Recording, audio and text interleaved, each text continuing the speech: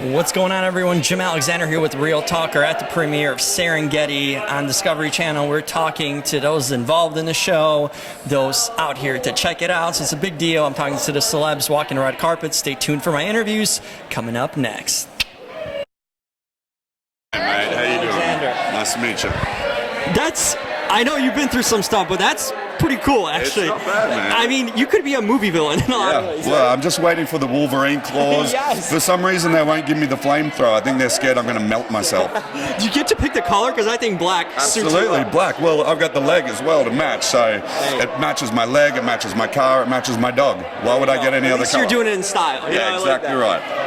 Tell me about, to a casual person, what is it about Shark Week that elicits so much excitement, fear, and just attention all over? Sharks are the only animal that will let us share their ecosystem. Like, you can't go in Africa into a predatory environment and go and slap a lion in the face with a lamb chop and it won't eat your face. Yeah. With a shark, they're an apex predator. They could kill us at any seconds, but they will let us share their environment. That's the beautiful thing about sharks. Was there, I mean, you've encountered them, clearly.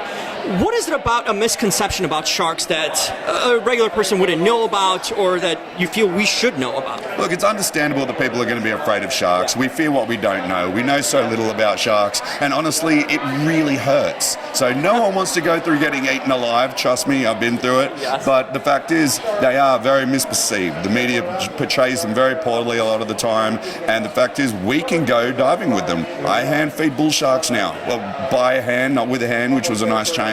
But building up that knowledge and that respect dispels all the fears that we might have. So taking people like Rob and all the other guys diving with sharks and showing them the other side of sharks is very important to me. Tell me about something about how do you make that connection with them to in a sense that respect that you just mentioned with them? What's the key to doing that? Knowledge always dispels fear. So after I got attacked, I never blamed the shark because I chose a dangerous life, so that was my fault. You can't choose a dangerous life and then get upset when things go wrong. But I had to talk on the news and the media a lot about sharks because it was so widely publicized. So out of a need to not look like a dumbass on television talking about sharks, I needed to build my knowledge. So I built up my knowledge, I talked to a lot of people in the industry, and then I started working on Shark Week with some of the best cinematographers and scientists in the world. So that built up my knowledge even more, built up my respect, my ability to get in the water with them and learn to hand feed them and pass that knowledge on down the line, just like my heroes did when I grew up with Steve Irwin and Ron and Valerie Taylor and David Attenborough. You know, knowledge dispels fear, that's the most important thing. We can see it coming this Sunday, right? Absolutely. Sunday 28th. Rob's movie, my movie, we got Joel McHale, Adam Devine, with so many cool people doing things that are very unnatural to them. So it's going to be hilarious. Oh, I can't wait for this. Appreciate it. Thank you so much.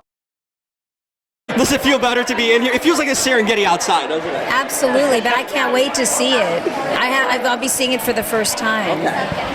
Are you into the documentaries, the Discovery stuff, or even like animal stuff? What sort of shows that? All of it. Okay. Well, I'm an activist. I'm also an animal advocate and wildlife activist, and have presented films for my cinema series, which primarily screens documentaries. Kat Kramer's films Change the World. I'm in my 10th anniversary, and I've had films like The Cove, which yes, I'm familiar. Winning the Oscar. Elephants in Man, A Litany of Tragedy, all about how elephants are cruelly held in captivity in zoos and circuses. I had Love and Bananas, the elephant rescue film that won a Genesis Award last year. With these, by the way.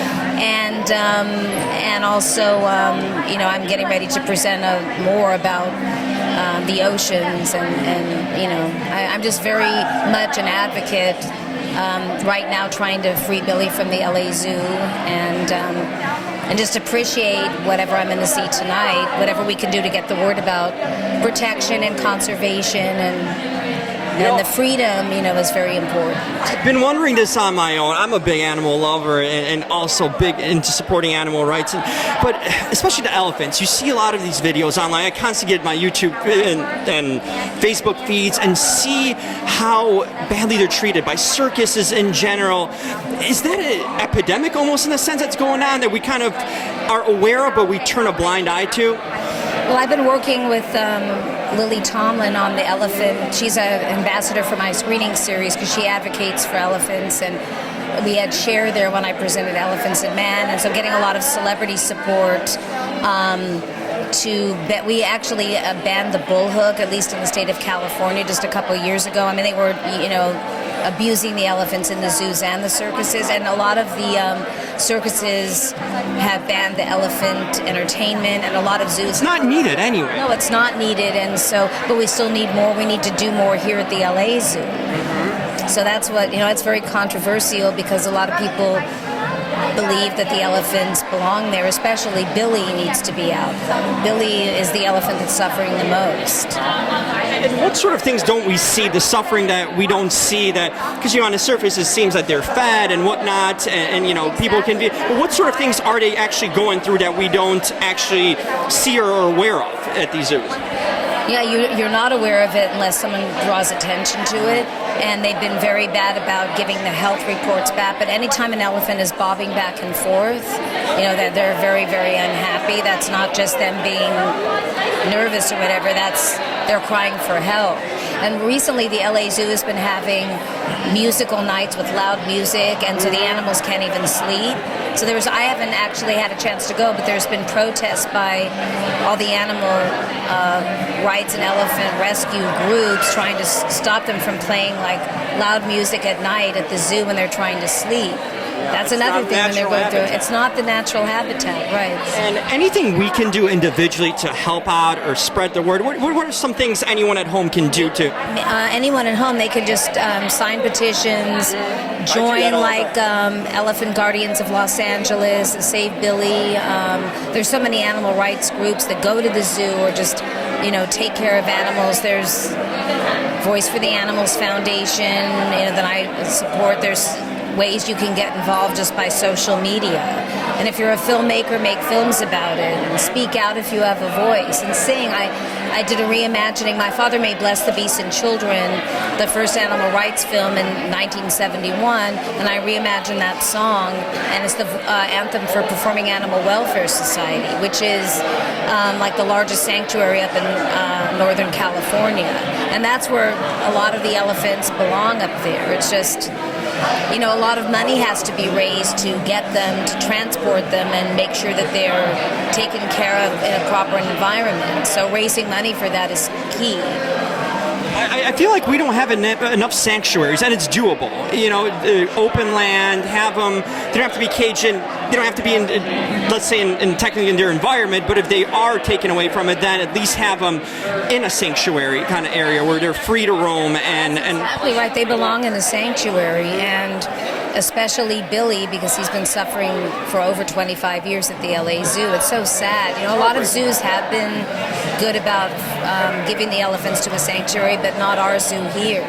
Well, we need to make changes. Thank you for making these movies. I've seen them, and they make an impact. Because if one person takes something to heart and starts making a difference, I think it can widespread like that. And that's why, like my series, Films That Change the World, gets the word out there. And I have students and activists and celebrities and media and educators, and then I like to influence. I'm an influencer, so I like to make sure that people that aren't aware of it, and so many aren't, that if they knew that it was bad, they wouldn't ride an elephant. They wouldn't pay to go to the circus. We all loved the zoos and the circus growing up, and I did too till I found out. And you can entertain without causing abuse and hardships on animals. Absolutely. Thanks. Well, thank you so much. You're so informative. Wow. I appreciate this. No, I've been one to sign petitions to kind of spread the word. So this is speaking to me in that way, and I'm glad that you're putting out the content. So thank you so much for doing that. Absolutely. Thank you so much. Absolutely. Thank you. Clearly, you're dressed for a Serengeti, right? I mean, you can go straight to the. You hang out with the lions and stuff. Does that remind you of Simba? I keep on thinking of Simba. Not that I know of, but did you see Lion King? I did see Lion King, but I've never seen any of these documentaries before or anything, so this is really cool. Definitely, I'm gonna go home, maybe tonight, with my boyfriend over there, and we're gonna watch some of these. I'm super excited. Where is he? Come on. Gotta ask you. Yeah. That's hilarious. Let's get him in. What? What are you guys watching together?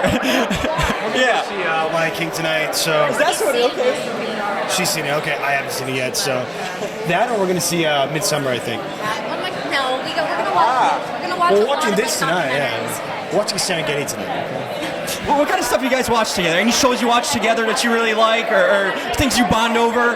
Bachelor, maybe, or something? We're getting about 5 or 6 minutes into a lot of shows, and then it's bedtime. We watch Chef's Table. Chef's Table is a great one, Chef's yeah. Table. Okay. Yeah.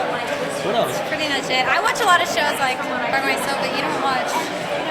That No. 70s show, Friends. He's never seen Friends before, I'm so so we're sorry. getting him into it. It's on like Netflix. It's so accessible. I know. It's like bedtime for me as soon as I turn something on. What time you go to sleep? Like 8 or 9? Wow, okay. 8:30, okay, please. Well, hopefully you last through Serengeti tonight. There's an after party and all that. We're really I heard there's alcohol, so I'll stay. I'm just kidding. No, it's gonna be great. Get together for something that's so amazing. I'm super stoked. I was just telling like whoever else I forgot. Oh, the other interviewer. But no, it's my first event that's like animal related, and I'm so big on that because I'm vegan. So it's really cool to have. Yeah. Finally, what summer things are you guys doing? Any vacations, activities, anything coming up? Cool. Paris. Yeah, in a couple weeks. Yeah. So it'd be fun. You're getting married? I thought you said getting married. I'm like, I'm creating issues here. Oh my God, really? No, it's good. I get married right now. No, he's very special though. But yeah, but yeah, we're going to Paris, which I'm super excited. Drink some wine, have some cheese, and taste some baguettes. Have fun out there, guys.